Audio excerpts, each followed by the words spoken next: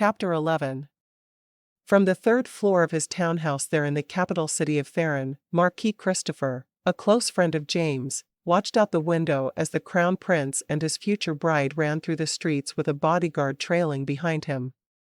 Christopher couldn't stop himself from thinking how easy it would be to simply shoot the prince right there as he ran through the streets. Once the prince was out of sight, Christopher left his home to go to a meeting he'd called of a choice few of the other lords and ladies of Theron. Christopher was a man of considerable power and influence within the kingdom, and he presided over the meeting of nobles with the air of someone born to command. The long oak table was filled with his peers who had gathered from far and wide, all awaiting his words with bated breath. The atmosphere in the grand hall was thick with anticipation, punctuated by the occasional nervous laugh or hushed whisper. "Order, order," Marquis Christopher called out, his voice ringing with authority. The room immediately fell silent, as even the most boisterous of nobles yielded to his command. He surveyed the faces before him with a calculating gaze, allowing the full weight of his presence to be felt by each person in attendance. Marquis Christopher's appearance was striking, a testament to his regal bloodline. His sharp features were accentuated by high cheekbones and a strong jaw, conveying an air of nobility that was only enhanced by his finely tailored velvet suit and intricate silver jewelry. His dark hair, slicked back with precision, framed a pair of piercing blue eyes that seemed to miss nothing, while his tall, imposing figure towered above those around him. "Thank you all for coming," he began, his tone cool and controlled. "I know your time is valuable, and I assure you that this meeting will be well worth the journey." As he spoke, Marquis Christopher exuded an aura of confidence that put the other nobles at ease, or perhaps simply made them more aware of their own insecurities. They listened attentively, their eyes never straying too far from his captivating gaze. "Let us begin by discussing the state of our fair kingdom," he continued, gracefully directing the conversation to the matters at hand. "Our economy is thriving, our people are happy, and our borders are secure. Yet, there are still areas in which we can improve." The nobles nodded their heads in agreement, some more eagerly than others. They knew that Marquis Christopher was not only a man of great influence, but also one who was unafraid to tackle the tough issues head-on. And though they might not all share his vision of the kingdom's future, they respected him for his unwavering commitment to progress. "Your thoughts are always appreciated, my lord," spoke up Lady Eleanor, a prominent figure within the kingdom and a close ally of Marquis Christopher. "We are grateful for your leadership, and we stand ready to support you in any way that we can." "Thank you, Lady Eleanor," replied Marquis Christopher, offering her a gracious nod before turning his attention back to the rest of the assembly. "I look forward to hearing what each of you has to say on these matters."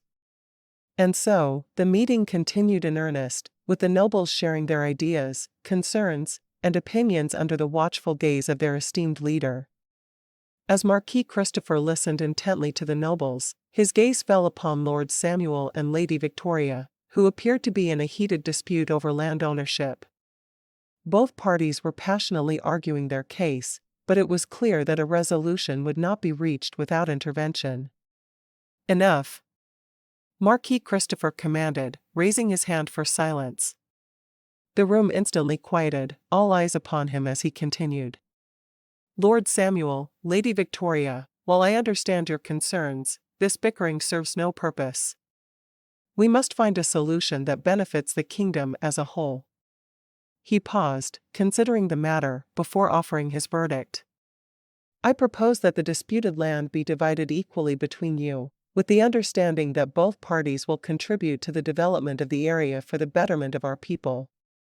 His decision was firm, leaving no room for further debate. "Thank you, my lord," Lord Samuel and Lady Victoria replied in unison, bowing their heads in acquiescence. Throughout the meeting, Marquis Christopher demonstrated his authority by settling disputes and issuing commands with ease. However, beneath his calm exterior, a storm of desire and ambition brewed within him.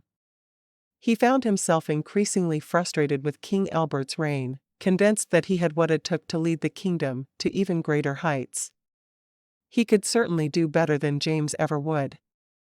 As the assembly continued its discussions, Marquis Christopher couldn't help but engage in some introspection. If only the throne were mine, he mused silently. I could enact the changes necessary to elevate our society beyond its current limitations. With each passing moment, his determination to seize power grew stronger. Though he outwardly maintained an air of poise and diplomacy, inwardly, Christopher's thoughts were consumed by his aspirations for the throne. He was certain that, given the opportunity, he could rule justly and with a steady hand, providing the kingdom with the guidance it so desperately needed. Marquis Christopher? Lady Eleanor's voice cut through his reverie, drawing him back to the matter at hand. Apologies, Lady Eleanor, he responded smoothly, offering her a reassuring smile. Please, continue. As the meeting carried on, Marquis Christopher was careful to keep his true motivations hidden from those around him. He knew that the key to achieving his goals lay in patience and cunning, qualities that he possessed in abundance. In time, he would amass the support necessary to make his dreams a reality, and when that day came, nothing would stand in his way. Asterisk. Marquis Christopher stood by a window in an empty hallway of his townhome, a goblet of wine in his hand. He took a slow sip and savored the rich flavor as he gazed at the picturesque scene unfolding before him. It was a perfect moment, one that would be all the more satisfying once he achieved his ultimate goal. Beautiful evening, isn't it? A deep voice whispered from behind him. Startled, the Marquis turned to see Lord Percival, a longtime ally, lurking in the shadows. Indeed, Marquis Christopher replied, regaining his composure. But we have more pressing matters to discuss. Ah, yes. Our little project, Lord Percival said, stepping into the light. I've managed to obtain some rather interesting information about our dear King Albert. Excellent. The Marquis's eyes gleamed with anticipation. And what might that be? Lord Percival leaned in closer, lowering his voice. It seems there's a certain former bodyguard who has captured the prince's heart, and she's not even of noble blood. Christopher frowned, mulling over this new piece of information. Yes, of course. They've set the date for the wedding. Exactly, Lord Percival agreed, tapping his finger against his lips. We must keep a close eye on this young woman. She may be more dangerous than she appears. Indeed, Marquis Christopher murmured, taking another sip of his wine. A plan began to form in his mind, a plan that would ensure Amanda never became a hindrance to his ambitions. Leave her to me, Percival. I'll handle this situation personally. Very well, Lord Percival said, nodding in approval. I trust your judgment. But remember, my friend, we must be cautious. The walls have ears, after all. Chapter 15. The steady beep of medical monitors filled the dimly lit room as King Albert slept peacefully in his hospital bed. James sat at his father's bedside, filling the king in on the investigation and how things were going in the kingdom. He stopped speaking as the doctor walked into the room. Your Majesty, I was hoping you'd be here. Just filling Dad in on all that's happened in the kingdom. I saw the reports of you being shot at in our own parking lot. Your fiancée is an amazing woman. I'm impressed she saved you the way she did. James smiled. She's going to be a good wife to me. I wanted to let you know that your father is doing well, the doctor said. He's going to make a full recovery. I think we will have him back home in another week. Thank you, Doctor, James said, relief washing over him like a warm wave. We are truly indebted to you and your team for taking such good care of him. It's our pleasure, Your Majesty. We're honored to serve the royal family. Dr. Williams adjusted his glasses and smiled kindly. Now, I must see to my other patients. If you have any questions or concerns, don't hesitate to ask Nurse Hathaway. Of course, Doctor. Thank you again. James watched as Dr. Williams left the room before turning his attention to the nurse who stood patiently near the door. Her name tag read Hathaway, and he could tell she was young, but her eyes held wisdom beyond her years. "Excuse me, Nurse Hathaway," James said softly, careful not to disturb his father's rest. "I was wondering if you could bring me a blanket. You keep this room so cold." She nodded. "Yes, of course. Hospitals are always cold." "Thank you for being here and looking after him," James said with genuine gratitude. "It means a great deal to me and my family." "Of course, Your Majesty. It's an honor to take care of King Albert." Nurse Hathaway's eyes sparkled as she smiled. "He's always been a kind and just ruler, and we all want to see him back on his feet." "Thank you," James repeated, feeling tears prick at the corners of his eyes. He took a deep breath, steadying himself. I don't know what I would do without him." "Your father has raised a strong and capable son," Nurse Hathaway assured him, her gaze steady and reassuring. "You will be able to face whatever challenges come your way. But I have to admit, there is something comforting about him leading our country. No one wants to see you become king before your time."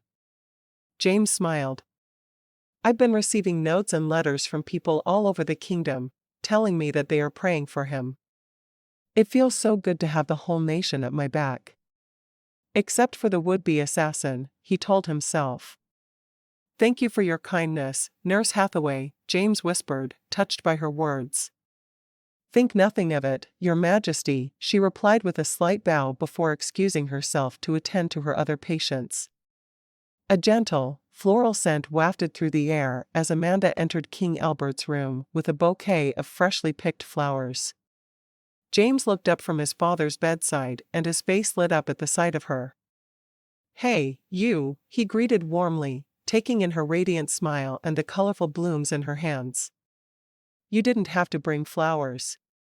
"Of course, I did," Amanda countered, placing the bouquet on the side table.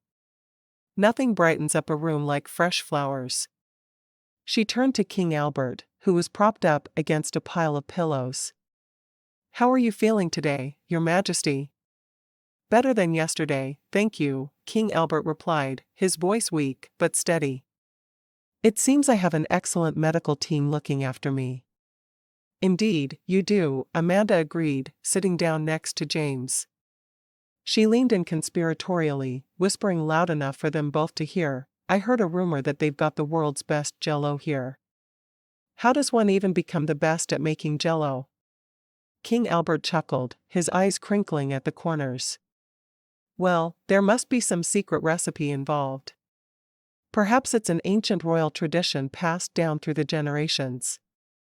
"Ah, that must be it," Amanda nodded sagely, giving James a playful wink. He couldn't help but laugh along with them, grateful for the light-hearted banter that lifted the heavy atmosphere in the room.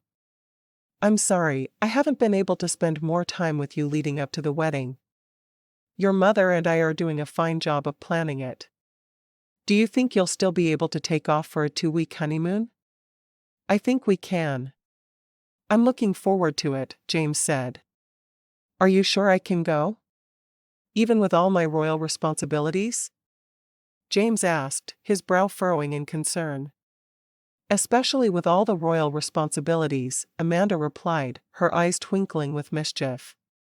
"After all, who wouldn't want to help decide on the best Jell-O recipe for the kingdom?"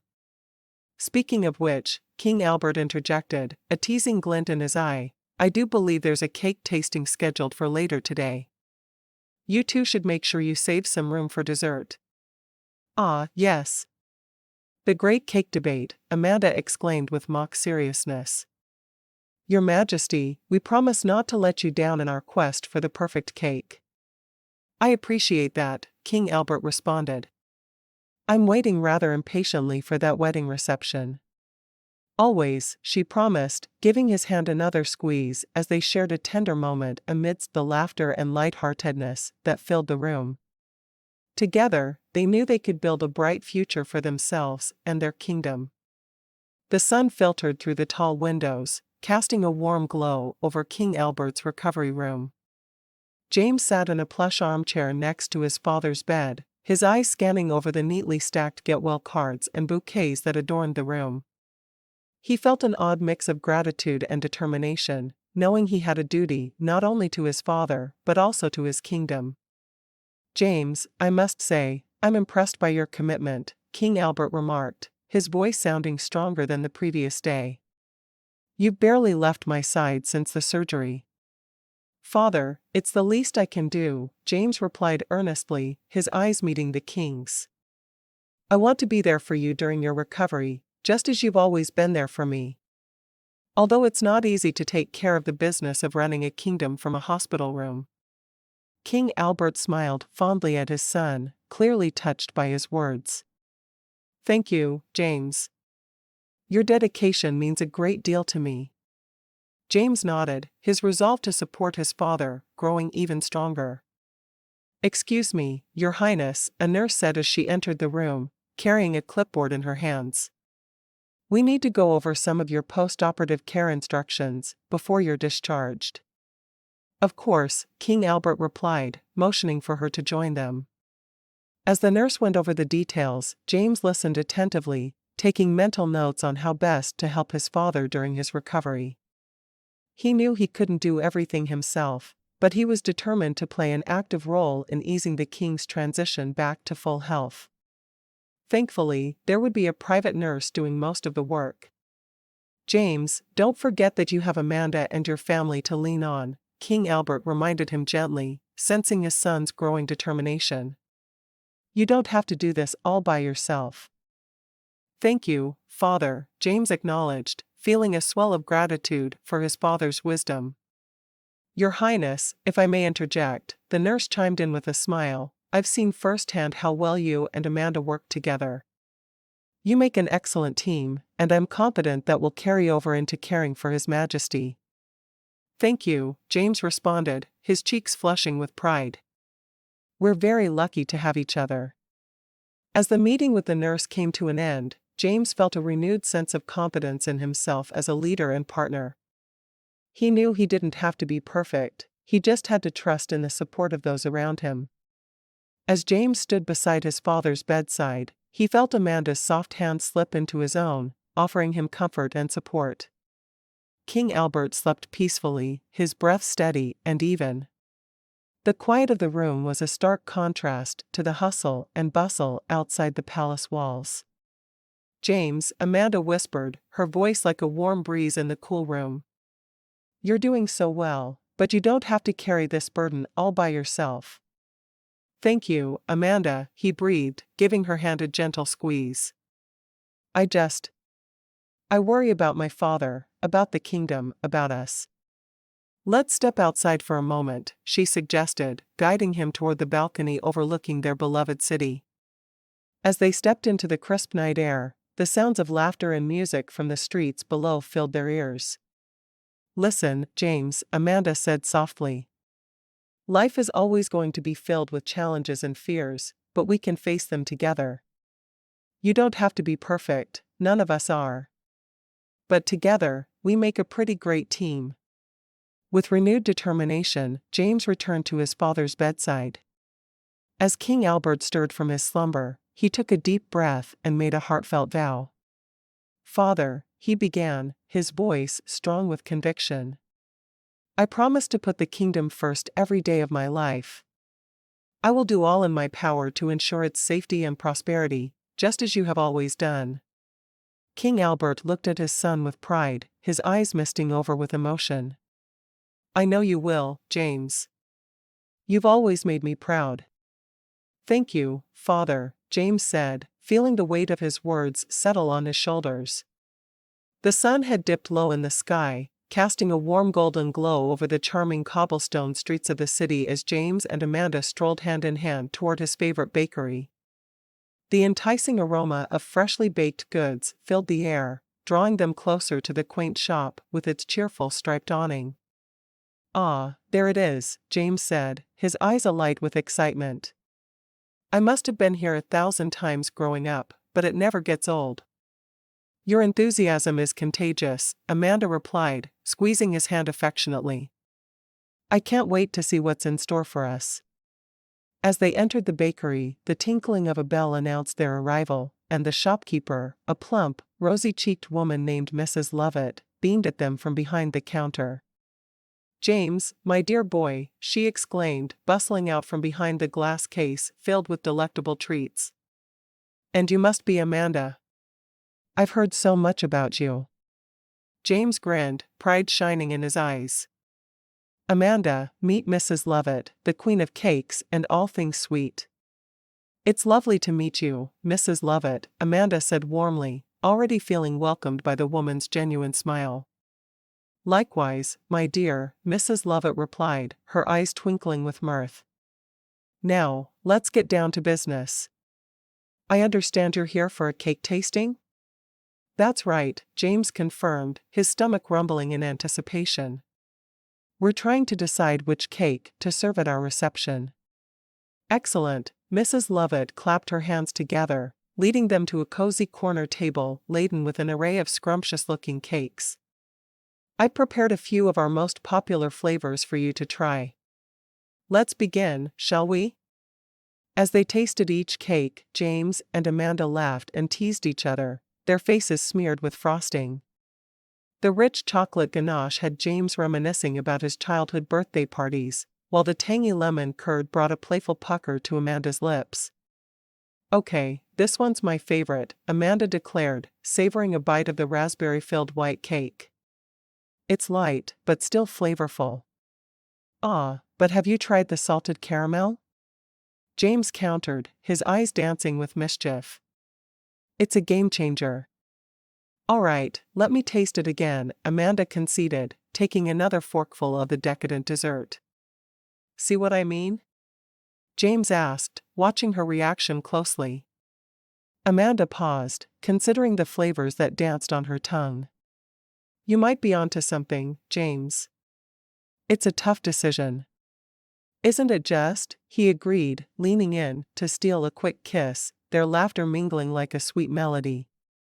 As they continued to banter and sample cakes, James couldn't help but feel a surge of happiness bubble up inside him. This simple moment, sharing cake and laughter with the woman he loved, filled him with a sense of contentment he hadn't known he needed. Chapter 16. James sat alone in his study, the dim glow of a single candle flickering on his desk as he mulled over the last remaining details of his wedding. The eve of the event had finally arrived, and he couldn't help but feel an overwhelming sense of excitement. He leaned back in his chair, a contented smile playing at the corners of his mouth as he imagined the moment when he would stand at the altar with Amanda, their hands joined, vows exchanged, and hearts forever intertwined. However, despite the joy that filled every corner of his heart, there was still a shadow of worry that lingered in the depths of his mind. They were no closer to finding out who was compromising the kingdom, and it was beginning to weigh heavily on him. Marquis Christopher, who had once been a prime suspect, was now acting perfectly normal again, leaving James more puzzled than ever. If not Christopher, then who could it be? James drummed his fingers on the desk, lost in thought. His eyes wandered across the room, landing on a portrait of himself and his siblings, Theodore and Eloise, taken just a few years prior. They all looked so young and carefree in the photograph, blissfully unaware of the challenges that lay ahead. The memory of that day brought a bittersweet smile to his face, and he couldn't help but feel a pang of longing for simpler times. "Christopher can't possibly be behind all of this," James muttered under his breath, his brow furrowing as he tried to piece together the puzzle. But if not him, then who? And why? He sighed and ran a hand through his hair, feeling the weight of responsibility settling firmly on his shoulders. As the future king, he knew that it was up to him to protect his people and maintain the peace within the kingdom. But as much as he wanted to focus on his upcoming nuptials, he couldn't shake the nagging feeling that danger was lurking just around the corner. "Tomorrow is supposed to be the happiest day of my life," he said softly, his voice barely above a whisper. "But how can I truly enjoy it if I don't know that my kingdom, and my friends and family, are safe?" As James stared into the flickering candlelight, lost in his thoughts, he knew that there were still many questions left unanswered. The heavy oak door creaked as Theodore, James's younger brother, entered the dimly lit study. His face was a picture of excitement and anticipation, his eyes dancing with mischief. "James," he exclaimed as he clapped his hands together. "Can you believe it? Your wedding is tomorrow." "I came to talk about the big day." James looked up from his thoughts, forcing a smile onto his face. "Yes, it's hard to believe," he admitted, trying to exude the same enthusiasm as his brother. "Come on, James," Theodore chided, "you should be over the moon. You're marrying the love of your life." The future king couldn't help but grin, feeling the warmth of happiness spreading through him. "You're right, Theo," he agreed. But then his smile faded slightly. "There's just so much going on, with the kingdom being compromised and all."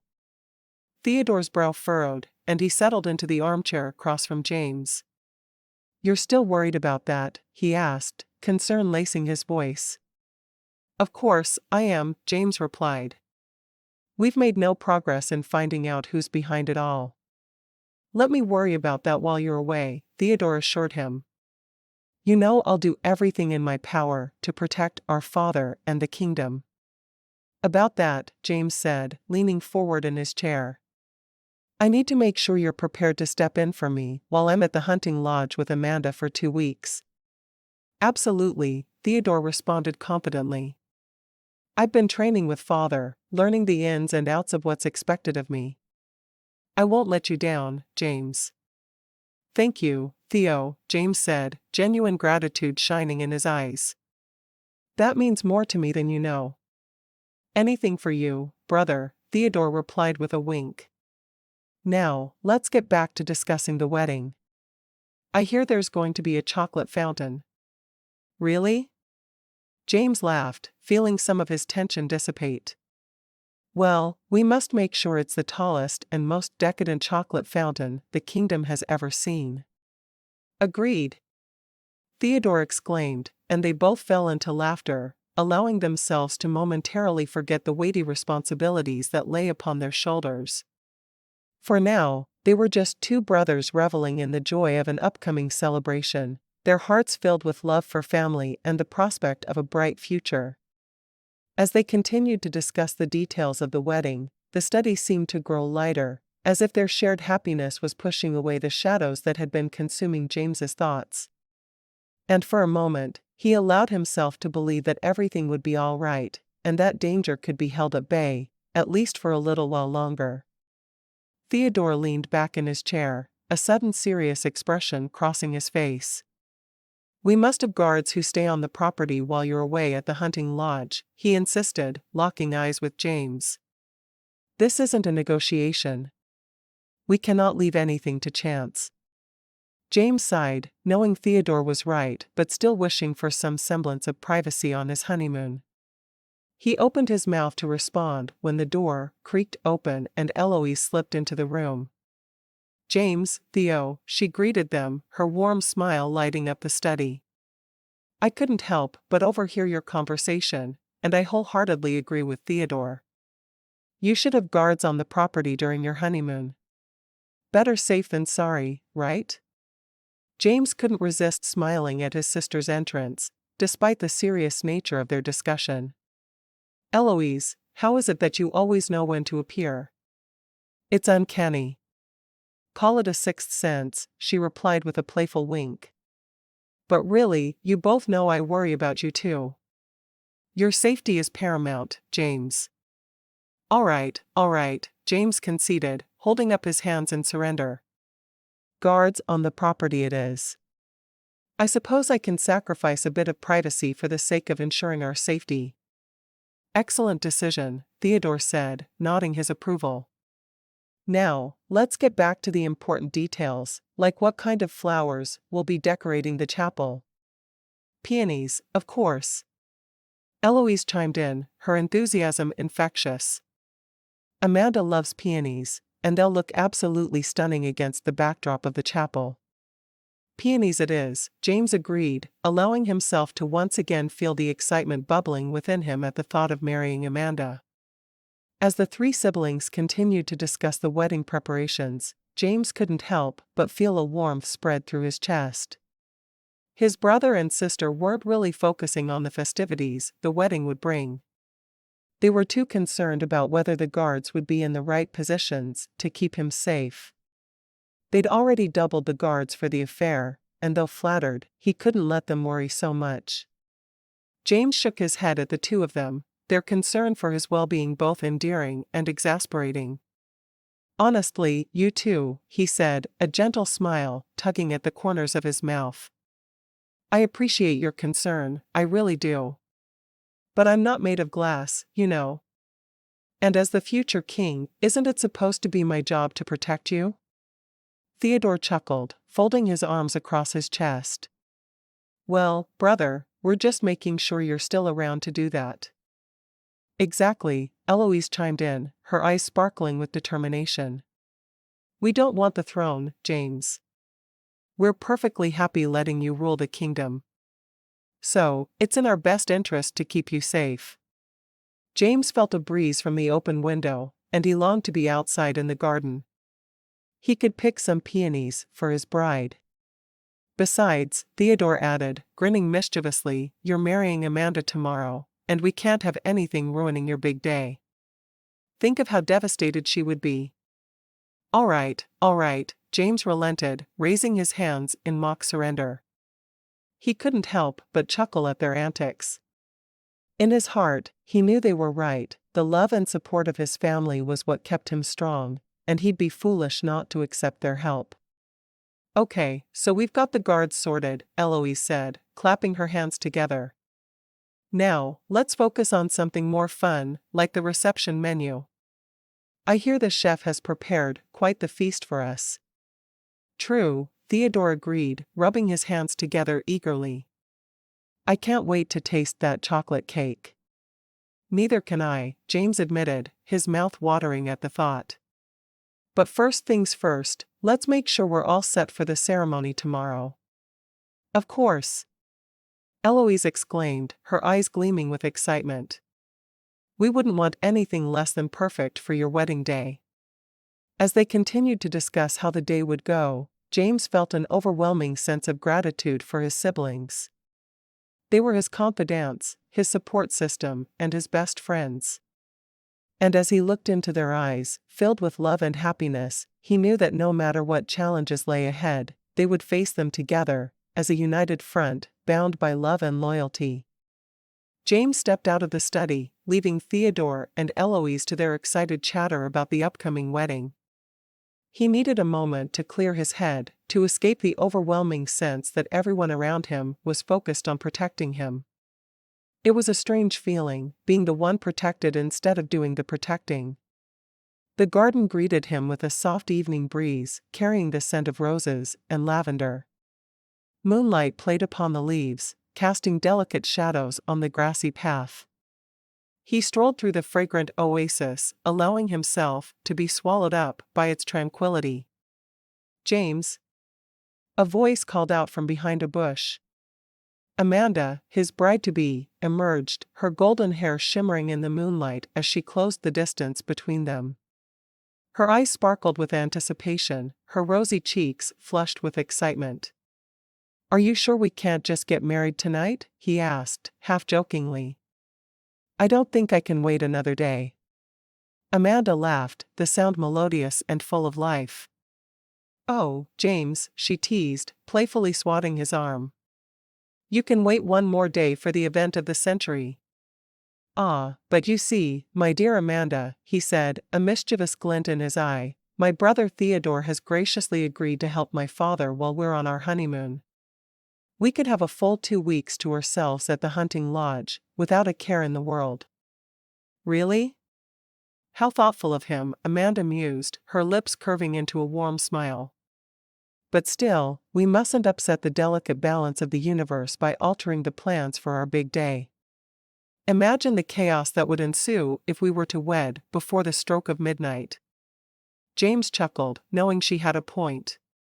As much as he longed to make her his wife right then and there, he knew that their families and friends had put in a tremendous amount of effort to ensure the wedding would be perfect. All right, my love, he conceded, wrapping his arms around her waist and pulling her close. I suppose I can endure one more agonizing day of anticipation.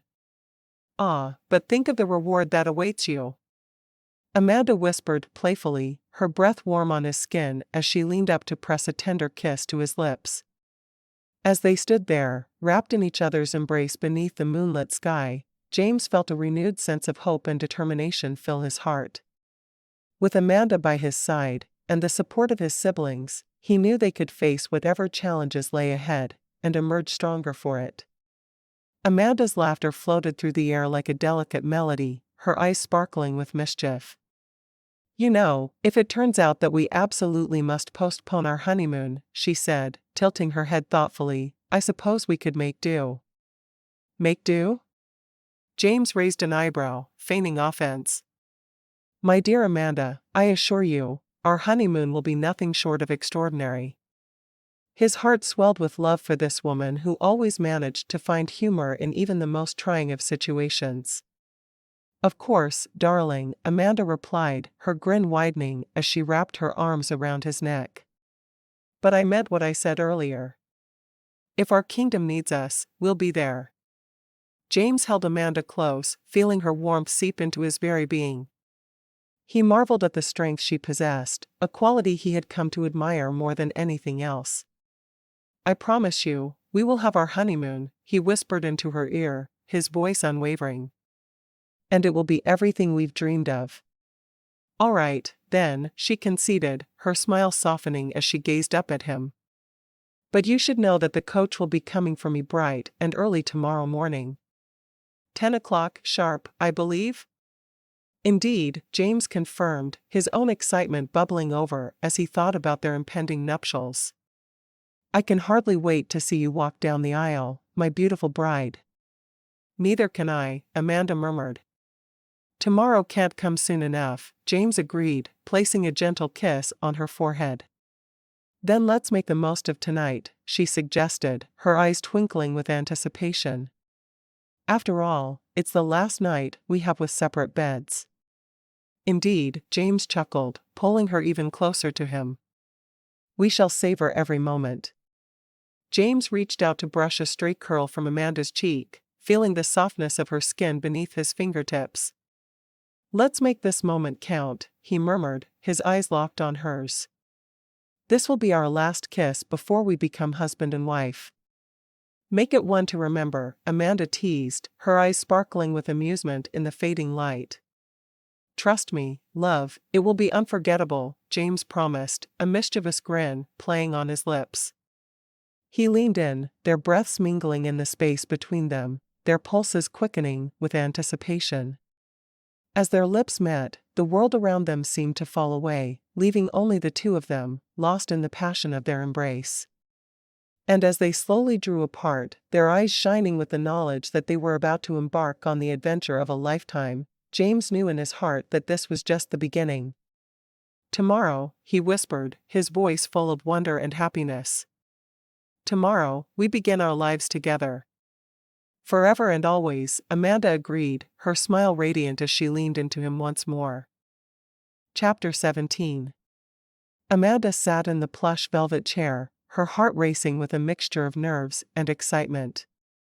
Eloise, her maid of honor, stood by her side, beaming with pride.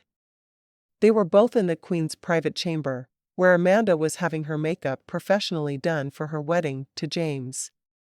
Darling, you look absolutely divine, gushed Queen Beatrice, her eyes sparkling as she admired Amanda's transformation. You are going to take everyone's breath away. Thank you, Your Majesty, Amanda replied, trying not to move her face too much as the makeup artist expertly applied the last finishing touches. Please, dear, call me Beatrice, the Queen insisted, giving Amanda a warm smile. We're practically family now. All right, Beatrice, Amanda conceded, feeling an unexpected sense of belonging. She had never imagined that she would marry into royalty, let alone be welcomed so lovingly by her new family. Are you ready, Amanda? Asked Eloise excitedly, gripping her friend's hand tightly. This is it. Ready as I'll ever be. Amanda replied, taking a deep breath as the makeup artist stepped back to admire her work. Amanda caught a glimpse of herself in the mirror and was taken aback by her own reflection. She looked like something out of a fairy tale. "All right, ladies," announced Beatrice, clapping her hands together. "It's time to get this show on the road." Amanda and Eloise exchanged nervous glances before stepping outside. A beautiful horse-drawn carriage, adorned with flowers and ribbons, awaited them. The Queen and her husband, King Albert, opted for a chauffeur-driven car, allowing the bride and her maid of honor some privacy during their ride to the chapel. "Can you believe this is happening?" Eloise whispered excitedly as they climbed into the carriage, their dresses rustling softly. "Never in a million years," Amanda replied, watching as the Queen and King settled into their car. "But I'm so glad it is." "Me too," Eloise agreed, giving her friend's hand a reassuring squeeze. "James is one lucky guy." As the horses began to trot forward, Amanda looked around her, taking in the quaint streets of their city. She thought about how her life had changed since meeting James, and now she had a royal princess for a maid of honor, and she was marrying the crown prince. Life was nothing like she'd expected when she'd left the States just 4 months prior. "Here's to love, friendship, and happiness," Eloise whispered, raising an imaginary glass. "Cheers," Amanda agreed, grinning from ear to ear as the carriage continued its journey toward the chapel and the next chapter of her life. The streets were lined with the people of Theron, each of them cheering as they caught sight of their prince's bride and their princess. The sun peeked through the stained glass windows of the chapel, casting a warm, colorful glow on the eager faces of friends and family members. Amanda took a deep breath as she stood at the entrance, her heart racing in anticipation. She glanced down at her bouquet of roses and lilies, along with the peonies James had picked the night before woven through. "Ready?" Eloise whispered, giving Amanda an encouraging smile. "Ready," Amanda replied, nodding determinedly. As the first notes of the wedding march began to play, Amanda stepped forward, her satin heels clicking softly against the polished stone floor. She couldn't help but notice the empty space beside her. Despite the joy of the day, there was a fleeting pang of sadness as she wished her father could be there to walk her down the aisle. But just as quickly as it came, the thought vanished when she caught sight of James standing at the altar, his eyes locked on her with a look of pure adoration. "Wow," James mouthed as Amanda approached, his face lighting up like the morning sun. The guests couldn't help but chuckle at his unfiltered awe. "Hi," Amanda whispered, her eyes sparkling with laughter as she took her place beside James. "Hi," he replied, his voice barely audible over the swell of music. The officiant cleared his throat, bringing the couple's attention back to the ceremony.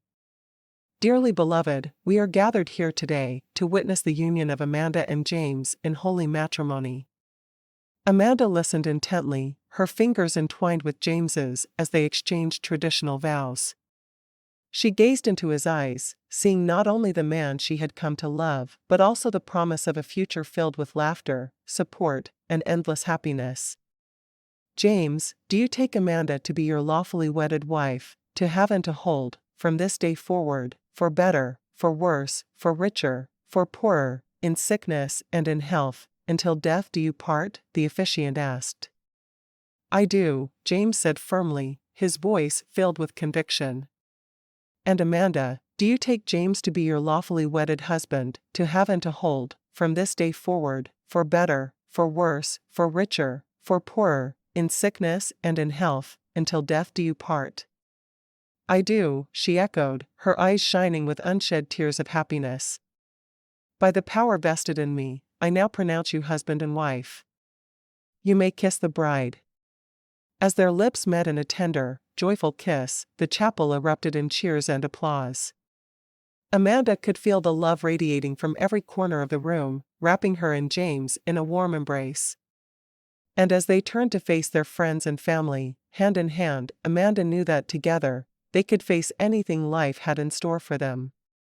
Arm in arm, Amanda and James walked back down the aisle, their faces glowing with happiness. The scent of fresh flowers filled the air as petals rained down upon them from the hands of smiling guests. Each step echoed through the chapel, resonating with the love and devotion they had just pledged to one another. "Congratulations!" Eloise beamed, reaching out to hug her new sister-in-law. "You two are absolutely perfect for each other." "Thanks, Eloise," Amanda replied, her eyes shining with tears of joy. "I couldn't have asked for a better sister-in-law." "Or a better partner in crime," James added with a wink, which elicited a round of laughter from those nearby. One by one, they greeted friends and family members, exchanging warm handshakes and heartfelt hugs. The connection between Amanda and James was undeniable, creating an atmosphere of pure joy that radiated through the crowd. A gust of wind playfully lifted Amanda's veil as she and James stepped out of the abbey, hand in hand. Her eyes sparkled with joy, and the corners of her mouth ached from smiling so much. "Are you ready for this?" James asked with a mischievous grin, nodding toward the group of paparazzi waiting eagerly outside the church. "Ready as I'll ever be," Amanda replied, taking a deep breath and squeezing his hand for reassurance. James led her forward, and like moths drawn to a flame, the photographers swarmed around them. Cameras flashed like fireworks, capturing every angle of their love-struck faces and intertwined fingers. "Give us a kiss," one reporter shouted above the cacophony of clicking shutters. "Smile, Amanda." "Show us that beautiful smile," another chimed in. "Wait, are those Eloise's shoes?" "Amanda, is it true? Did you swap shoes with your bridesmaid?" "Of course, we did," Amanda laughed, glancing down at the comfortable flats she now wore, instead of her original heels. "Eloise knows how to pick a comfy shoe." "James, any plans for a royal honeymoon?" someone else called out. "Wouldn't you like to know?" James teased, winking at the eager journalist. "Come on, give us something," the reporter pressed, trying to mask his disappointment with a hearty laugh. "Let's just say it involves sun, sand, and a whole lot of relaxation," James fibbed, wrapping a protective arm around Amanda. "Sounds perfect," she thought, leaning into his embrace. "All right, folks, that's enough for tonight," James declared, gently steering Amanda through the sea of paparazzi. "We need to get to the reception." "Just one kiss?" a voice called out. Amanda looked at James, and to everyone's surprise, she stood on tiptoe and kissed her husband, lingering so they could get all the shots they needed of the kiss. "Have a great trip," someone shouted, genuine warmth in their voice. Chapter 18. Amanda held her breath as she stepped into the open horse-drawn carriage, the very same one that had whisked her away to the church earlier. James, ever the gallant prince, extended his hand for her to take, a playful glint in his eyes. "Ready for our journey as man and wife?" "Of course," Amanda replied, taking his hand and letting him help her settle into the plush seat beside him. She couldn't help but smile at the anticipation that surged through her veins. With a gentle cluck of his tongue, the driver signaled the horses to move forward. The carriage rolled smoothly along the cobblestone streets, and Amanda couldn't help but marvel at how perfectly everything had fallen into place. She had married her Prince Charming, and now they were riding together toward their happily ever after. As if sensing her thoughts, James squeezed her hand gently and leaned in closer, whispering, "I can hardly believe this is real, Amanda. I've dreamt of this moment for so long, and now it's finally here." "Neither can I," she confessed, feeling warmth spread across her cheeks. As the carriage moved along, people lined the streets on either side, showering them with flower petals in a rainbow of colors. Pink, white, and yellow blossoms danced through the air like confetti, settling lightly on Amanda and James's shoulders and laps. "Look at all those petals. Do you think it's a sign?" James grinned, his eyes sparkling with mischief. "Maybe," Amanda chuckled, brushing a stray petal from her hair. "Or maybe the town just has an abundance of flowers this time of year." "Either way," James said, "I can't think of a more beautiful way to start our new life together." Me neither, Amanda agreed, touched by the sentiment. She leaned her head against James's shoulder, inhaling the familiar scent of him mixed with the fragrance of the flowers. As they continued along the streets, Amanda let herself get lost in the moment, reveling in the joy and love that surrounded them. It was as if the entire country had come together to celebrate their union, and she couldn't help but feel grateful for the support and well wishes of their friends and neighbors. "Are you ready for all the adventures that lie ahead?" James asked. "More than ready," Amanda replied. The shouts of congratulations grew louder as the carriage approached the palace gates, a cacophony of well wishes from their adoring subjects. Amanda's cheeks flushed with pride and joy at the sight of so many people gathered to celebrate their union. "Thank you," James called out, waving in acknowledgement to the throngs of townspeople who had come to witness this historic event. Amanda couldn't help but smile at her husband's genuine appreciation for their support. "Isn't it amazing how everyone is just so happy for us?" she mused, trying to take it all in. "Of course, they are," James replied, beaming. "Their crown prince has just married the most wonderful woman in the world." Amanda chuckled, rolling her eyes playfully. "You're not biased at all, are you?" "Only slightly," he admitted with a wink. As the carriage neared the palace, the massive gates creaked open, revealing the splendid courtyard within. The sunlight glinted off the intricate gold leaf designs that adorned the royal residence, making it appear as if the entire structure was shimmering. "Wow," Amanda murmured as they passed through the gates, her eyes wide with wonder. "It's even more beautiful than I remember." "Wait until you see the reception hall," James teased, a mischievous smile dancing on his lips. "I think you'll be quite impressed." Amanda shook her head in amusement, unable to hide her curiosity at what awaited them inside. As the carriage came to a halt at the entrance, James extended his hand to help her down, their fingers intertwining like the roots of two trees destined to grow together. "Shall we?" he asked, his eyes twinkling with anticipation. "Let's," she agreed, her heart swelling with a happiness that seemed to grow stronger with each passing moment. Together, they ascended the palace steps, hand in hand, ready to embrace the next chapter of their lives and whatever surprises it had in store. The grand doors to the reception hall swung open, revealing a scene that took Amanda's breath away. An enormous chandelier hung from the ceiling, casting warm light on the elegantly set tables and the colorful floral arrangements that adorned them. "Your Highness, I must admit," Amanda whispered, leaning toward James as they made their way to their seats at the head table, "you were right. This is beyond impressive." "Ah, I do love being right," James replied playfully, his eyes never leaving hers as he pulled out her chair for her. "Now, let us enjoy our first meal together as husband and wife." Throughout the wedding lunch, James and Amanda sat close together, their knees touching beneath the table. Neither could take their eyes off the other, their gazes locked in an invisible embrace that seemed to defy time itself. Their hands seemed magnetically drawn to one another, fingers interlocking as they exchanged knowing smiles and shared secret whispers. "Did you know that the chef prepared our favorite dishes?" Amanda asked in between bites of her delectable entree. "Of course," James grinned. "It wouldn't be our wedding without a few personal touches." "Speaking of personal touches," Amanda said, wiping her lips with her napkin, "I noticed the band playing in the ballroom." "That's your favorite waltz, isn't it?"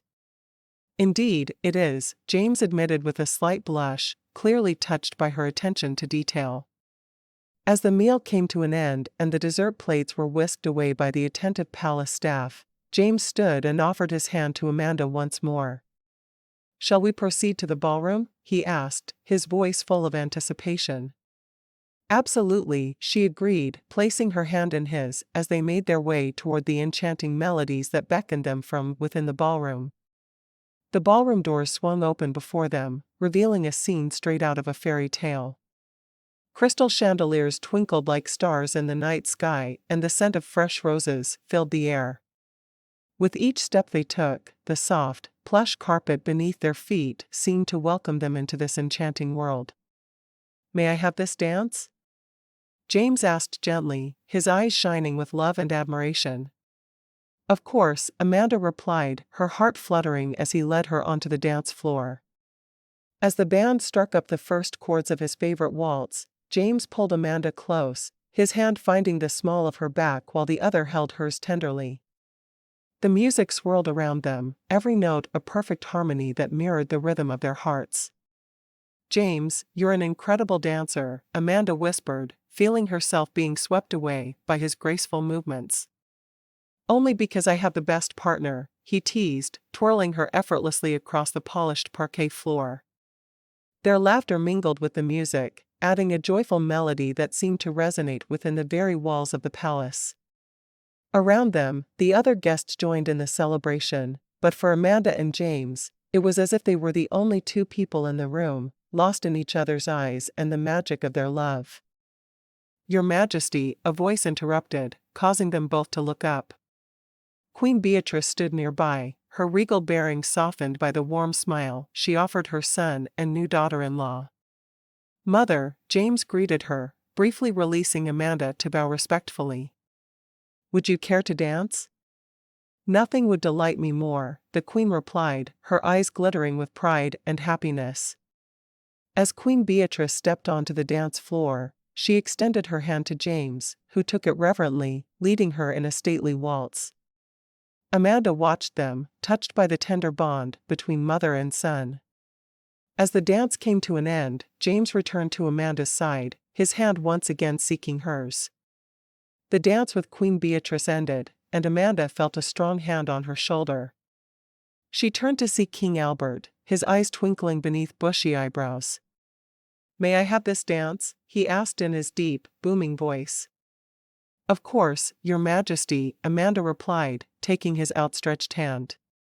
As they began to move around the ballroom, Amanda noticed that King Albert's dancing style was quite different from James's. Where James had been graceful and smooth, the king's movements were more energetic and livelier. James tells me you're quite an accomplished dancer yourself, King Albert said as he executed a particularly enthusiastic spin. Thank you, Your Majesty, Amanda responded, feeling her cheeks flush. I've always loved dancing, but I'm not sure I can keep up with your impressive moves. Ha, bellowed the king, his laughter echoing through the ballroom. I may be old, but I can still show these youngsters a thing or two. Amanda couldn't help but laugh along with him, finding his exuberance contagious. As they continued to dance, she felt increasingly comfortable in his presence, appreciating the genuine warmth of his personality. Your Majesty, Amanda ventured hesitantly, I want to thank you for welcoming me into your family so wholeheartedly. It means the world to me. King Albert looked at her kindly and patted her hand. My dear, we are delighted to have you. You bring joy to our son, and that is enough for us. Besides, anyone who can put up with James's antics deserves a medal. Amanda laughed again, her heart swelling with gratitude. The love and acceptance she felt from James's family warmed her heart. As their dance concluded, a group of young ballet dancers took to the floor, their tulle skirts fluttering like butterflies as they twirled and leaped to the lilting melody of a piano. Amanda watched in awe, each graceful movement a testament to the beauty of human expression. Remarkable, aren't they? King Albert said, following Amanda's gaze. Absolutely breathtaking, she agreed, her eyes glued to the elegant performance. After hours of mingling, laughing, and thanking their guests, Amanda felt both exhilarated and exhausted. As the reception began to wind down, she caught sight of James across the room, his eyes sparkling with mischief. Ready for our great escape? He whispered in her ear as he approached, wrapping his arm around her waist. Absolutely, she replied, unable to contain her excitement. I can't believe we managed to pull this day off. James grinned, leading Amanda through the palace corridors toward the exit. Well, it's not over yet. I've planned a little surprise getaway for us. Amanda raised an eyebrow, curious about what her new husband had in store. Oh? Do tell. Patience, he teased, pressing a finger to her lips. All will be revealed soon enough. As they stepped outside into the cool evening air, Amanda noticed 4 identical black cars lined up along the palace driveway. "James, what is this?" she asked, puzzled by the strange sight. "Ah, yes," he explained, clearly pleased by her confusion.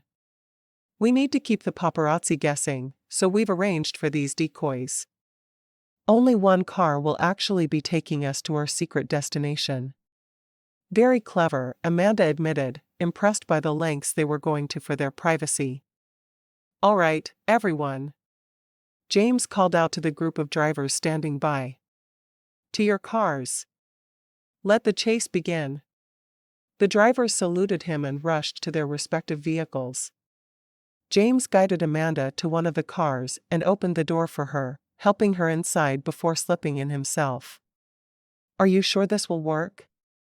Amanda worried aloud, her pulse quickening at the thought of being pursued by relentless photographers. James squeezed her hand reassuringly. "Trust me, darling. They won't have a clue which way we've gone." With a smooth lurch, the car pulled away from the palace, followed closely by the other 3. Amanda watched the world outside blur as they sped off in different directions, her heart pounding with anticipation. "James," she murmured, leaning against him and resting her head on his shoulder, "I can't wait to start our life together, just the 2 of us."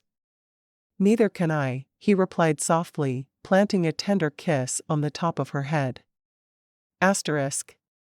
Hours later, the car came to a halt after a winding journey through the lush countryside, and Amanda stared out the window, her breath catching in her throat. The hunting lodge, which James had described as a modest getaway, was anything but. It stood before them like a fairy tale castle, with ivy-covered towers reaching toward the sky and warm golden light spilling from the windows. "James, this is incredible," Amanda whispered, unable to tear her eyes away from the majestic structure. "Only the best for my bride," James grinned, stepping out of the car and offering his hand to help her out. "We may have eluded the press, but that doesn't mean we can't enjoy a bit of royal splendor." As they approached the entrance, Amanda couldn't help but marvel at the opulence of their surroundings. The meticulously tended gardens overflowed with vibrant flowers, their sweet fragrance filling the air. She could hear the distant sound of laughter echoing from a nearby courtyard, where a small group of staff members were celebrating their successful escape from the paparazzi.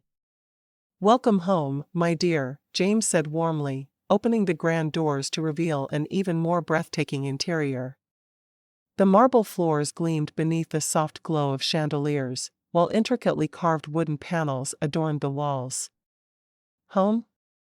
I could get used to this," Amanda teased, her eyes dancing with delight as she took it all in.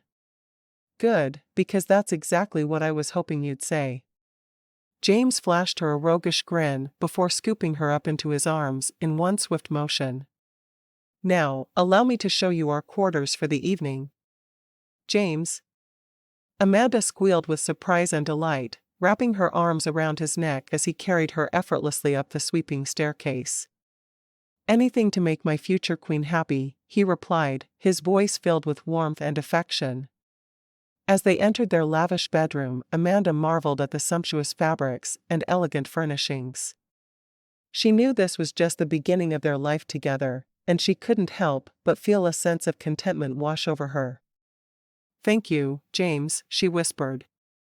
"This has been the most amazing day of my life." "Mine too," he murmured, tenderly brushing a stray curl from her cheek.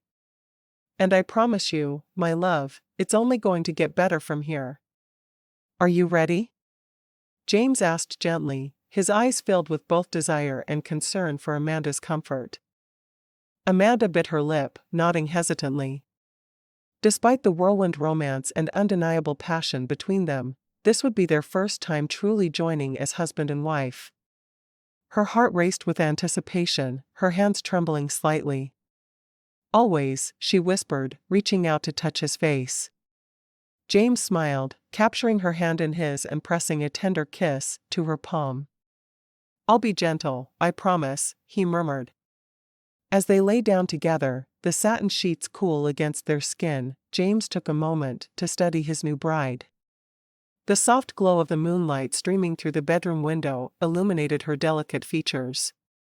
He couldn't believe how lucky he was. "Beautiful Amanda," he breathed, leaning in to press a feather-light kiss on her lips. "James, Amanda's voice hitched, her nerves getting the best of her. "Shoo, just relax," James soothed, his thumb tracing circles over her wrist. "We'll take it slow." Amanda closed her eyes, focusing on the warmth of his body pressed against hers, the rhythmic beating of his heart beneath her hand.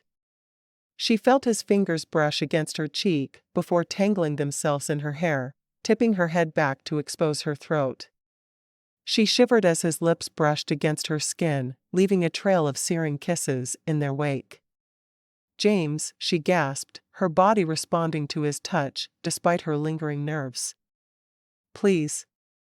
"Of course, my love," he replied, his voice husky with desire. As they came together for the first time, Amanda marveled at how easily they fit, like two pieces of a puzzle clicking into place. They moved in tandem, their breaths mingling in the air between them as they whispered words of love and encouragement. "Are you okay?" James asked. "More than," Amanda assured him, a smile tugging at the corners of her lips. "You make me happy." "Then I've done my job," he grinned, pressing a final lingering kiss to her forehead before pulling her into his embrace. Chapter 19. The sun crept in through the curtains, casting a soft glow over the room. Amanda stirred, the unfamiliarity of her surroundings causing her to momentarily forget where she was. The sheets were cool and crisp beneath her fingertips, a stark contrast to the warmth emanating from the body lying next to her. "James," she whispered tentatively, turning toward him. "Good morning, beautiful," he murmured, his voice still heavy with sleep. A lazy smile spread across his face as he opened one eye to look at her. "You know, we should really make love right now." Amanda's cheeks flushed pink, and she found herself grinning, despite her initial confusion. "Why on earth would we do that?" she asked, feigning innocence. "Because," James replied, his tone mock serious, "it'll work up our appetites for breakfast. And I don't know about you, but I am starving." Amanda couldn't help but laugh at his absurd logic. She knew it was just one of James's ways of showing affection, though it never failed to catch her off guard. "In that case," she said coyly, "I suppose we have no choice." Their lips met in a tender embrace, marking the beginning of their morning ritual.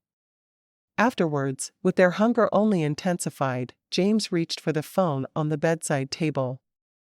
"I think it's time to call down to the kitchen and have them bring us something to eat," he declared, still breathless from their passionate encounter. "Sounds perfect," Amanda sighed, snuggling closer to him as he dialed the number. She listened to him place the order, his deep voice resonating through the quiet room. "Breakfast will be here soon," James announced, hanging up the phone and wrapping his arm around Amanda. She smiled, content in their little world of love and laughter. "Thank you," she said softly, pressing a gentle kiss to his cheek. "For everything." "Anything for you," he replied, his eyes sparkling with genuine affection. A short while later, Amanda and James sat up in bed with their breakfast trays balanced precariously on their laps. They tried to take bites of their scrambled eggs and crispy bacon, but their eyes were drawn like magnets back to each other's faces. Each time they looked away, their laughter bubbled up, making it nearly impossible to eat properly. "Okay," Amanda giggled, attempting to steady her hand as she held a forkful of egg hovering in midair. "I'm going to try this again."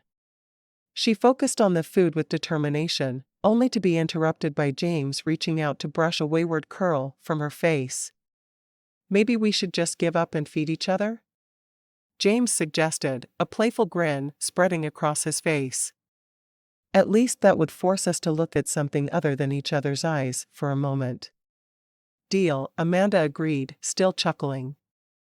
They exchanged forks, feeding each other bites of breakfast, enjoying the intimacy of the shared experience. Even though they couldn't seem to keep their eyes off one another, their laughter continued to fill the room, evidence of their deepening bond. After finishing their meal, Amanda and James decided it was time to get ready for the day. They stepped into the spacious bathroom together, sharing the large, sunlit space as they went about their morning routine. James ran a bath, filling the tub with warm water and fragrant bubbles, while Amanda brushed her teeth, watching him in the mirror. Their eyes met again, and she couldn't help but smile at the happiness radiating from him. "Ready to explore the grounds?" James asked. "Absolutely," Amanda replied, her excitement bubbling up. "I can't wait to see everything." They stepped out of the hunting lodge, hand in hand, and began their leisurely stroll through the well-manicured grounds. The air was fresh and crisp, a gentle breeze rustling the leaves overhead as they walked along the gravel path.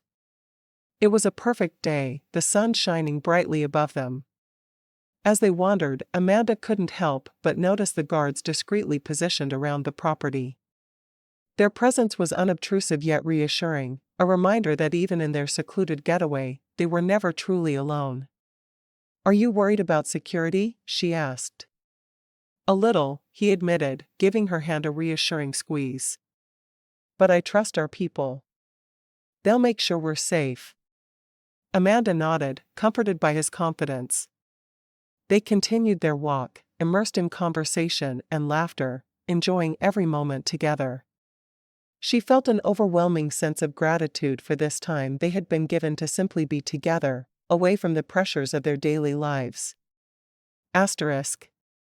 The sun cast a golden hue on the meticulously groomed gardens as James led Amanda toward the gazebo. A picnic blanket lay across the floor, and an assortment of delicious finger foods adorned a small table beside a bottle of chilled champagne.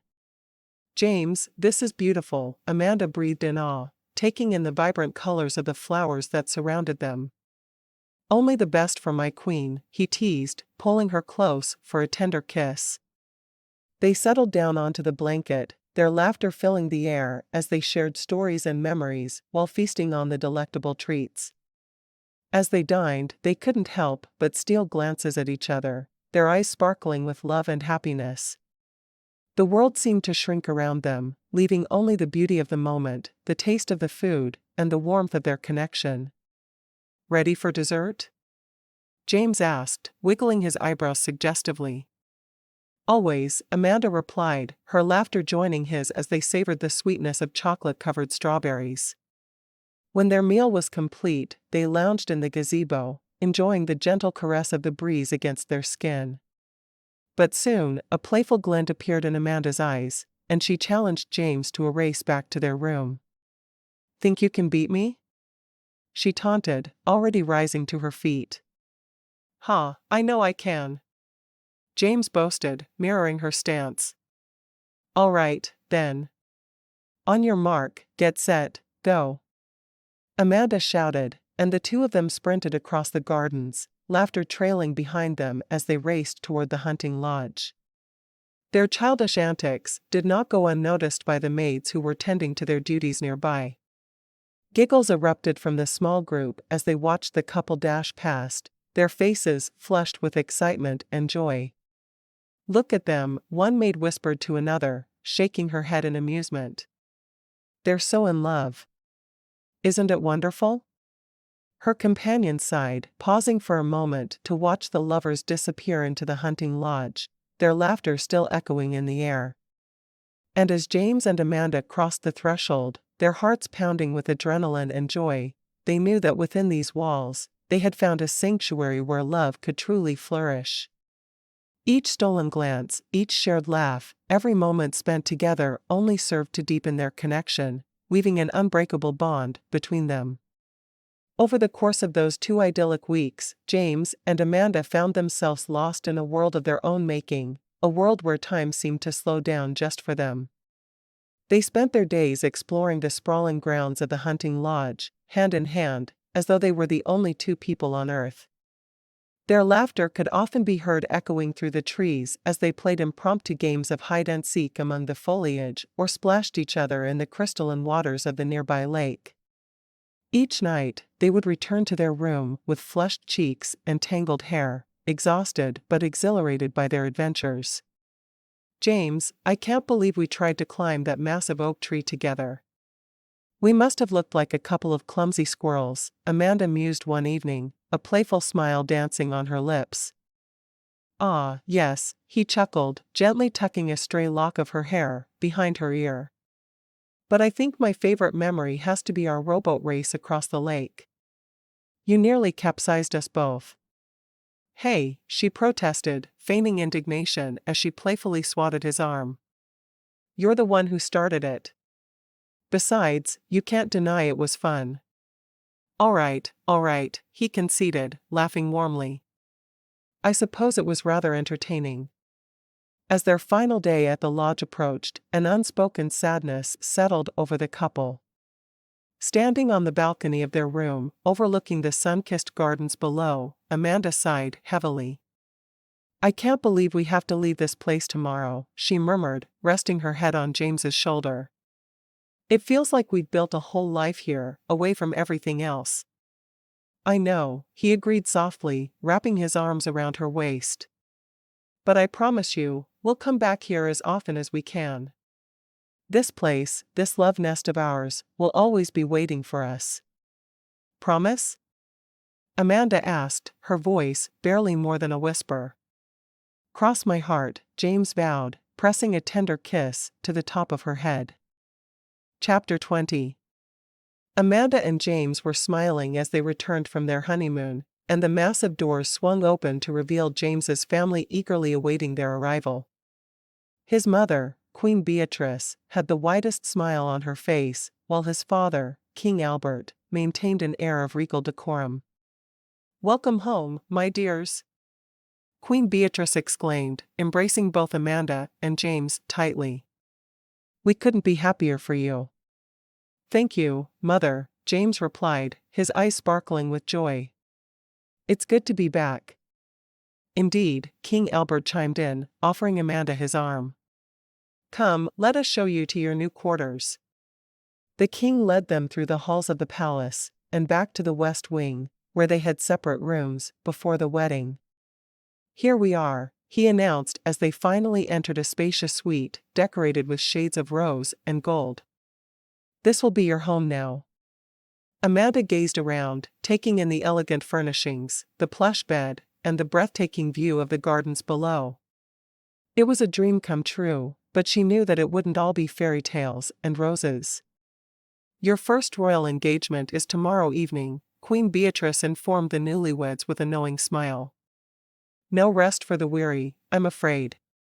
"Mother's right," James agreed, giving Amanda a playful wink. "We'll have to hit the ground running. Can't have the people of Theron thinking their new princess is a slacker," Amanda joked, though her stomach churned with nerves. She knew how important it was to make a good impression, especially given the circumstances of their hasty union. "Ah, my dear," King Albert said with a chuckle. "You'll do wonderfully, I have no doubt." That evening, after the excitement of their return had faded and they found themselves alone in their new quarters, Amanda and James began to settle into their life as husband and wife. They unpacked their belongings, laughed over stories of their wedding day, and shared their dreams for the future.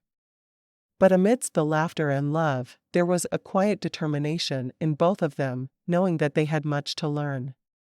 The following day, as Amanda prepared for her first royal engagement, she felt a flutter of nerves in her stomach. She stared at herself in the mirror, her reflection adorned in royal finery, and tried to quell the doubts that threatened to consume her. James approached from behind, slipping his arms around her waist. "Ready to face the world, princess?" he asked softly, his breath warm against her neck. "Ready as I'll ever be," she replied, meeting his eyes in the mirror.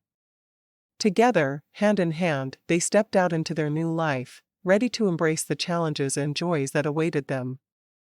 The sun had barely crept over the horizon, casting a warm orange glow across the palace grounds as James and Amanda stood on their private balcony.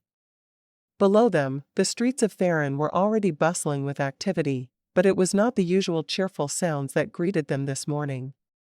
"Are those Protests? Amanda asked, her brow furrowing in concern as she took in the sight of large crowds gathered in the town square, waving banners and chanting slogans. Unfortunately, yes, James sighed, his demeanor somber. Our kingdom is going through some difficult times. There's unrest among the people, and they're demanding change. He shook his head. I guess my would-be assassins were busy while we were gone. They seem to have a whole new strategy, causing unrest. Amanda glanced at him sympathetically, feeling the weight of responsibility settle heavy on both their shoulders. As future queen, she knew she would have to face these challenges alongside her husband. Is there anything we can do? She asked, her voice filled with determination. Right now, we need to focus on reassuring our people and restoring peace to the kingdom, James replied, taking her hand in his. With that, they turned from the scene below and readied themselves for the day ahead, knowing full well that the road before them would be fraught with obstacles. As the days went by, James found himself increasingly consumed by the affairs of state, spending long hours in council meetings and strategizing with his father, King Albert. Amanda, meanwhile, did her best to support him and find her own place within the royal family. She attended charity events, lent a listening ear to the concerns of the people, and did her best to smile and wave when it was called for. But as much as she tried to immerse herself in her new role, there were moments when Amanda couldn't help but feel a pang of loneliness. She missed the easy camaraderie she shared with James before their marriage, the laughter and light-hearted banter that seemed to have been replaced by the weight of their newfound responsibilities. Your Majesty, a voice called, pulling Amanda from her thoughts. She turned to see a palace servant standing nervously in the doorway, wringing her hands.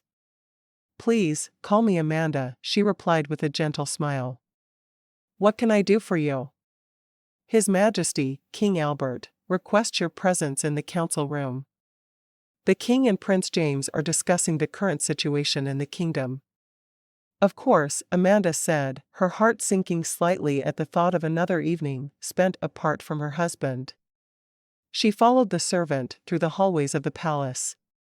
As she entered the council room, she couldn't help but feel like an intruder, disrupting the serious atmosphere that permeated the space.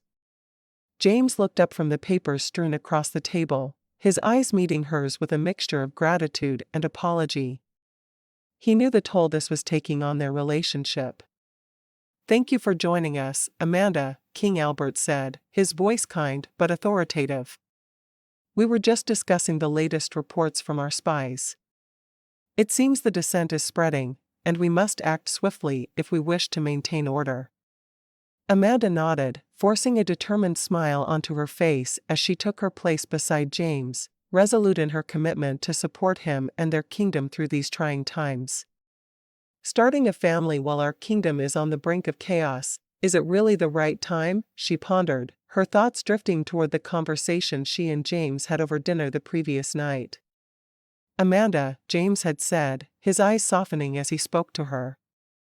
I know the timing isn't perfect, but we have a duty to secure the future of Theron. Besides, don't you think our people could use a symbol of hope? Amanda couldn't deny the truth in his words. But the fear that gripped her heart was undeniable too. James, I want children with you more than anything, but the thought of bringing them into a world so full of unrest, her voice trailed off, tears threatening to spill over. Hey now, he'd replied, reaching across the table to take her hand. Who knows? Maybe our child will be the one to bring peace to Theron. In the present moment, Amanda sighed, trying to shake off the lingering unease that clung to her like a heavy cloak. As she rounded a bend in the garden path, she was startled to find James waiting for her, leaning against an elegant stone bench. James, she exclaimed. I didn't expect to see you here. Neither did I, he admitted with a sheepish grin. But after another long day of discussing political strategies, I needed a break. And there's no place I'd rather be than by your side. Amanda's heart swelled with love for her husband, despite the uncertainty of their situation. We both need this, she thought. James, Amanda began hesitantly, mustering up the courage to voice her innermost thoughts. I want to move forward and start our family, but I'm scared. Sweetheart, James replied tenderly, his thumb tracing soothing circles on the back of her hand. It's okay to be scared. I am too. As they sat together in the fading sunlight, surrounded by the beauty of the garden, Amanda felt a sense of peace wash over her, knowing that whatever challenges lay ahead, they would face them hand in hand. James, there's something I need to tell you, Amanda began, fidgeting with the hem of her dress. I feel like I'm letting you down, by falling in love with you. Letting me down? James chuckled softly, his warm breath tickling her cheek as he leaned closer. Nothing could be further from the truth. Really? She asked, her voice barely above a whisper, as she searched his eyes for reassurance. Absolutely, James replied earnestly. You see, I've fallen for you too, hopelessly, completely, and irrevocably in love with you. The moment you entered my life, everything changed for the better. Amanda felt a surge of affection and relief wash over her, and her lips curved into a wide smile. I'm so glad that you feel the same way. James, she said, her voice steady and resolute, we should start trying for a baby right away. The future of Theron depends on it. He smiled warmly, his eyes twinkling with joy as he nodded in agreement. You're right. We have a responsibility to our people, and together, we can give them hope for a brighter tomorrow. As they sat there, entwined beneath the boughs of an ancient oak tree, Amanda couldn't help but feel a tingling anticipation mixed with uncertainty deep within her heart. Hey, James said, sensing her unspoken concern, we've got this. You and I are a team. Thank you, James, Amanda replied, her smile returning as she squeezed his hand. Likewise, my love, he murmured, pressing a tender kiss to her temple. Their minds lingered on the ongoing political unrest and the unknown assailant who had tried to assassinate James twice. Despite the lingering questions and danger, they decided to maintain the extra security measures already in place and carry on with their lives. Whoever is responsible for those attacks, Amanda declared, her brows furrowed in determination, won't succeed in tearing us apart or bringing down this country. Absolutely not, James agreed firmly. Our love and dedication to our people will serve as a powerful shield against any threat. Amanda rested her head on his shoulder, confident that they'd be able to handle whatever happened. Epilogue. The sun streamed through the open window, casting a warm glow on Theodore's art room. The scent of oil paint and turpentine filled the air as he stood before his easel, lost in the creative process. It was a peaceful oasis in a hectic world. Ah, there you are, Theodore whispered to himself, his brush gliding effortlessly across the canvas. He was painting a portrait of a beautiful woman with long, flowing hair and eyes that sparkled like pools of moonlight. Her lips curved into a mysterious smile, as if she knew secrets Theodore could only dream of discovering. As the portrait took shape, Theodore couldn't help but feel an odd sense of familiarity. It was almost as if he had met this captivating woman somewhere before. He paused for a moment, holding the brush in midair and furrowing his brow in concentration. Have we met? He asked the painting, chuckling at the absurdity of speaking to his own creation. No, of course not. You're just the product of my imagination, aren't you? Despite his attempt to dismiss the notion, Theodore couldn't shake the feeling that there was something more to the woman on his canvas. She seemed to be calling out to him, beckoning him to join her on some grand adventure. And the more he gazed upon her, the more convinced he became that he simply had to find her. All right, then, Theodore declared, taking a step back from the easel and setting down his brush. If you truly exist beyond the realm of my imagination, I'll find you. And when I do, perhaps you'll share with me the secrets behind that enigmatic smile. With a renewed sense of purpose, Theodore studied his masterpiece one last time, committing every detail to memory. He may not have known where or how, but he was certain that their paths would cross. And when they did, he would be ready to unravel the mystery that was the woman in his painting. Theodore's heart raced as he made the promise to himself, and a newfound determination lit up his eyes. He glanced around his small studio, in the south wing of the palace, taking in the clutter of canvases and paintbrushes that littered every surface. No more hiding away, he muttered under his breath, pushing back the sleeves of his paint-stained shirt. It's time to find her. He grabbed a notebook from his desk and began jotting down ideas, his thoughts racing like a whirlwind. Where would someone like her be? A museum? An art gallery? Theodore tapped the end of his pen against his chin, considering the possibilities. Or maybe she's not into art at all, he mused, chuckling at the thought. Maybe she's a yoga instructor or a chef. The idea of such a beautiful woman leading a completely different life excited him even more, and he could feel the anticipation bubbling within him. All right, Theo. Let's do this, he said, standing up and pacing around the room. I'll search every nook and cranny of this town until I find her. He paused, looking at the painting once more. And when I do, I'll sweep her off her feet with my charm and wit. As he gazed at the portrait, Theodore couldn't help but smile. The woman seemed almost too perfect to be real, yet he refused to let doubt creep into his mind. You're out there somewhere, he whispered to the painting. And I'm going to find you. With renewed energy, Theodore set about planning his quest. He would visit local galleries and museums first, then branch out to other places she might frequent. He would ask friends if they had seen anyone who resembled her, and even take out ads in the local newspaper if necessary. Nothing will stop me, he vowed, clenching his fists as a surge of determination washed over him. I've finally found my muse, and she's worth fighting for. Theodore glanced at the painting one last time before grabbing his jacket and heading out the door. The woman in the painting had captured his imagination, and now it was up to him to find her and unlock the secrets of her heart. Here I come, Theodore whispered, setting off down the sidewalk with a spring in his step. Ready or not?